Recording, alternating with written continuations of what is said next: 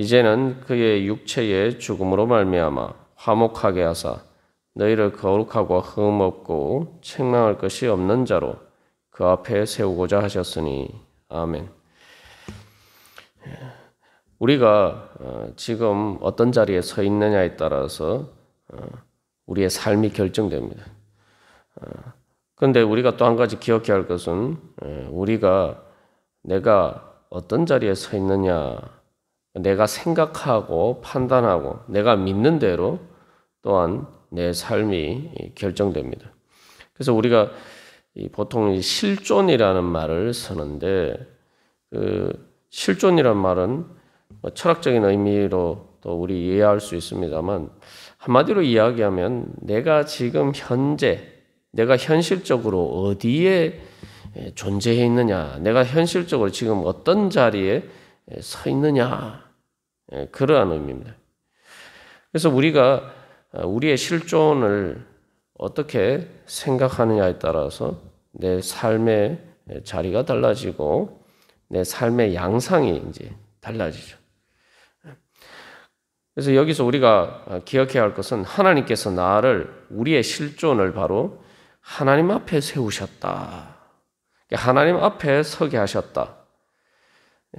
다시 말하면 예수 그리스도 안에 서게 하셨다.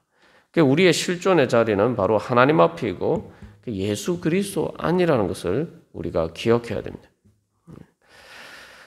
그래서 이 말씀은 우리의 현실과 관련해서 내가 어떤 현실적으로 어떤 자리에 있느냐, 우리가 그 문제와 직접적으로 관련이 되어 있죠. 사도 바울은 우리가 앞에서도 계속 여러 번 강조해서 살펴본 것처럼 그가 비록 지금 감옥에 있지만 그리고 로마 제국의 그 권력에 가장 적나라하게 또 가장 밀접하게 정말 육신으로 느낄 수 있게 나타나는 바로 감옥에 갇혀 있습니다. 감옥이라는 것이 이제 로마 제국의 권력이 집행되어서 그 결과로 나타난 거죠. 그러나 사도 바울은 자기가 감옥 안에 있음에도 불구하고 로마 제국의 그 권력의 그런 안에 있음에도 불구하고 자기의 실존을 하나님 앞에 서 있는 것이다. 예수 그리스도 안에 자기는 서 있다. 그렇게 인식하고 골로새 교회 교인들을 향해서도 너희들의 실존의 자리는 지금 이제 하나님 앞에서 화목하게 되고 예수 그리스도의 복음 가운데로 부르심을 받았으니 너희의 실존의 자리는 그저 세상 사람들과 같이 살아가는 로마 제국이라는 그 현실의 자리에 서 있는 것이 아니라 바로 하나님 앞에 서 있고 예수 그리스도 안에 서 있다는 사실을 너희들이 기억하고 또 그것을 현실적으로 영적으로 깨달아 알고 거기에 깨어서 바로 그 자리에서 살아가라. 그렇게 고면하고 있는 것입니다.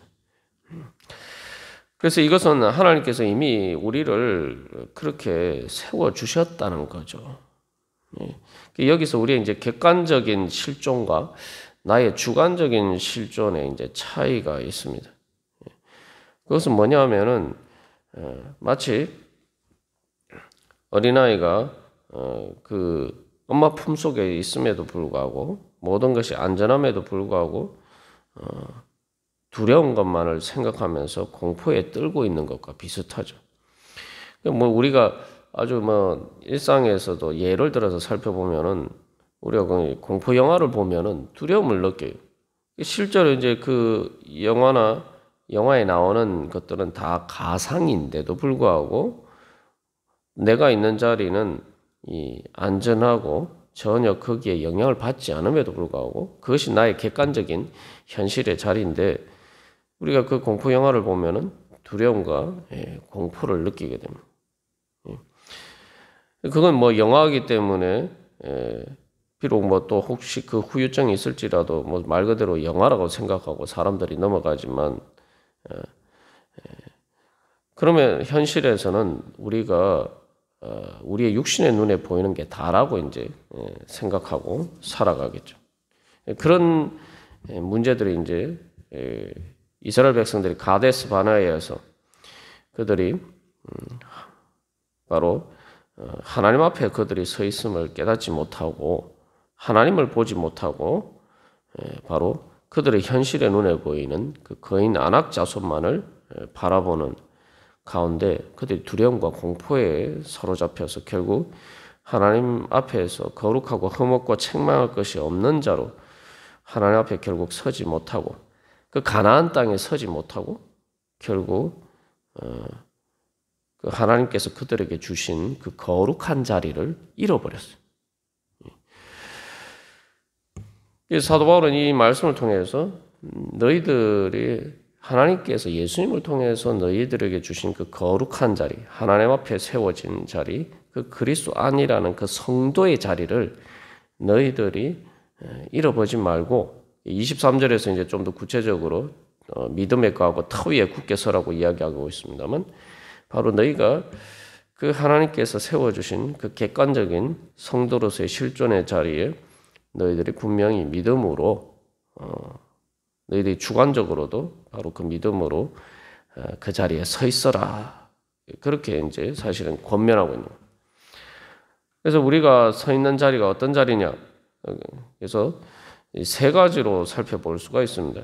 여기 이제 거룩하고 흠없고 책망할 것이 없는, 그래서 이것을 그 구분해서 보면은 이 하나님 앞에서 그리스도 안이라는 자리를 이 세 가지 자리로 구분해서 보면은 거룩한 자리, 즉 성도의 자리죠. 그 흠없고 이것은 또 하나님 앞에 제사 드리는 예배의 자리입니다. 책망할 것이 없다는 것은 이 법적인 개념을 가지고 있어요. 그래서 하나님의 심판대 앞에서 바로 서는 바로 승리의 자리를 이야기합니다. 그래서 이 첫 번째로 우리가 하나님께서 우리를 세워주신 우리의 실존의 자리는 거룩의 자리입니다. 그게 바로 성도의 자리죠. 거룩이라는 것을 우리가 개념에 대해서 하나님께서 우리를 거룩하게 하나님 앞에 세우고자 하셨다라고 하는데 이게 이제 우리는 한글 성경의 번역을 보면은 이게 미래형처럼만 보입니다만 우리가 앞에서 살펴본 것처럼 이것은 이제 예수님의 죽음으로 말미암아 우리를 화목하게 하신 목적에 대해서 이야기하고 있는 것입니다. 그렇기 때문에 이미 예수님 믿음으로 우리는 이미 거룩한 자리에 서 있다는 거죠. 왜 그렇습니까? 거룩이라는 것은 우리가 이제 도덕적인 개념 또 하나님 앞에서 정말 말 그대로 우리가 흠없는 그런 개념을 생각하기 이전에 거룩의 가장 기본적인 의미는 구별이라는 뜻이죠. 그 구별이라고 할 때 하나님께서 특별히 우리를 구별하셔서 하나님 앞에 세우셨다.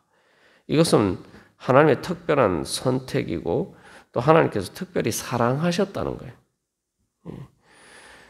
그래서 하나님께서 우리를 특별히 선택하시고 사랑하셔서 하나님 앞에 불러주셨다는 거예요. 그렇기 때문에 우리가 거룩의 자리에 서 있는 겁니다. 내가 뭐 진짜 거룩해서 정말 하나님 앞에서 구별되어서 선택받을 만한 그러한 자격이 있어서가 아니라 하나님께서 나를 구별하여서 선택하셨기 때문에 내가 거룩한 자리에 서 있다는 겁니다. 우리가 이것을 이제 잘 이제 분별을 해야 됩니다.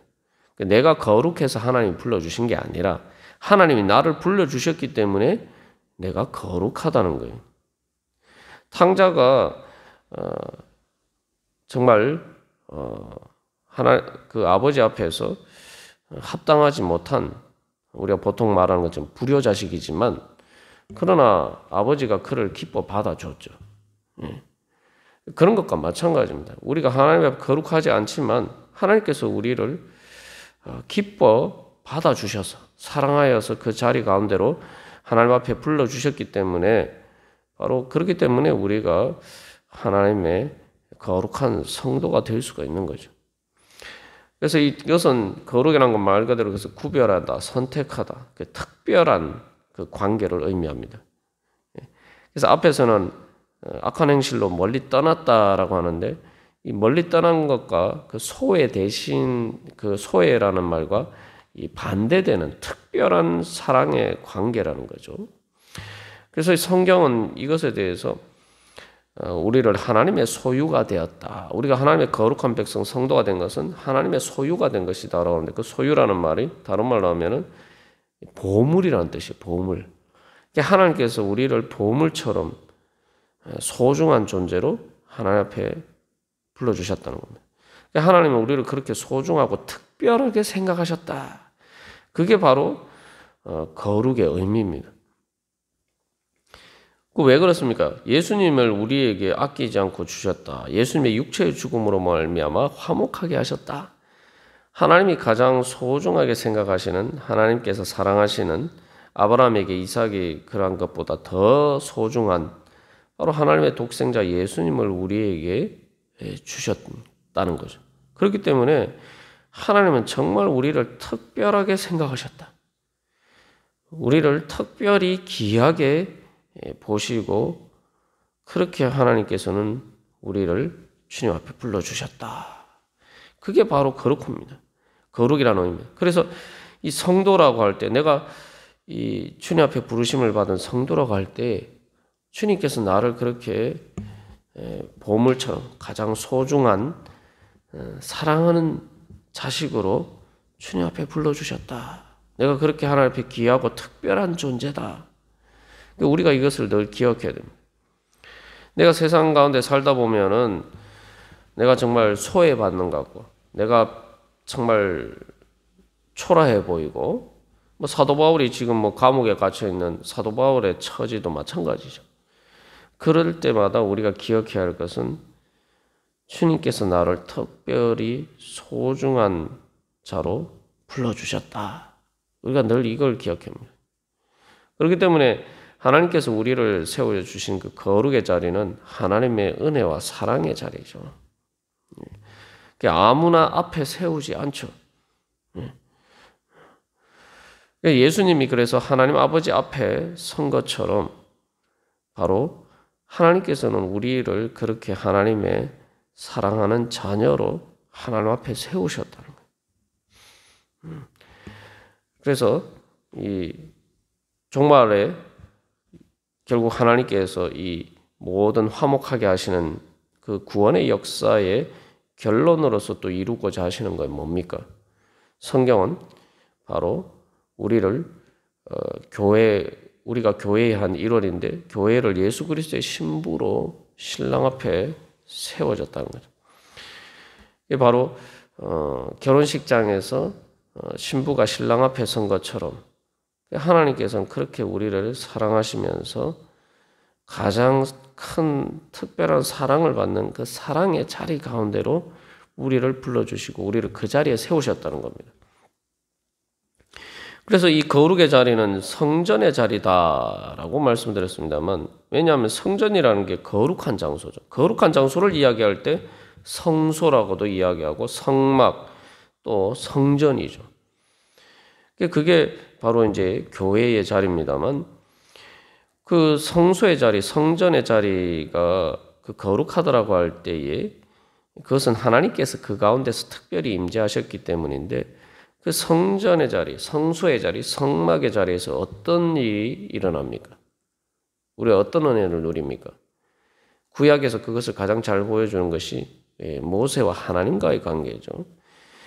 모세가 하나님 앞에 나아가서 하나님을 만나고 그래서 하나님과 만나는데 마치 친구처럼 서로 이야기했다.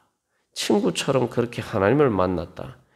그게 바로 그 장소가 성소이고 바로 그 장소가 성막이고 그 장소가 바로 성전입니다. 그래서 하나님께서 우리를 거룩하게 부르셨다, 세우셨다. 거룩의 자리라는 것은 성소의 자리인데 그 성소의 자리는 바로 우리가 하나님의 사랑 안에서 하나님과 친구처럼 마치 사랑하는 연인처럼 그렇게 주님과 사랑의 교제를 나누는 그러한 자리입니다. 그래서 우리가 오늘 찬양한 것처럼 초막이나 궁궐이나 그 어디나 하늘나라, 이게 바로 하나님께서 바로 우리를 그런 자리 가운데 세우셨다는 거죠. 그래서 이제 거룩한 성도로서 우리가 하나님 앞에서 예수 그리스도 안에서 살아가고 하나님께서 우리를 그 자리에 세우셨다는 것은 내가 비록 이 땅에 어떤 자리에 있다 할지라도 내가 바로 내가 있는 그 자리가 바로 거룩하신 하나님과 만나는 그 사랑 앞에서는, 그래서 거룩한 성소와 성막과 성전의 자리를 다른 말로 하면 뭡니까?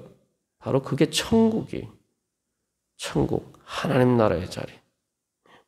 그래서 바로 나를 하나님의 나라에 세우셨다. 하나님 나라의 백성으로, 거룩한 하나님 나라의 백성으로 세우셨다.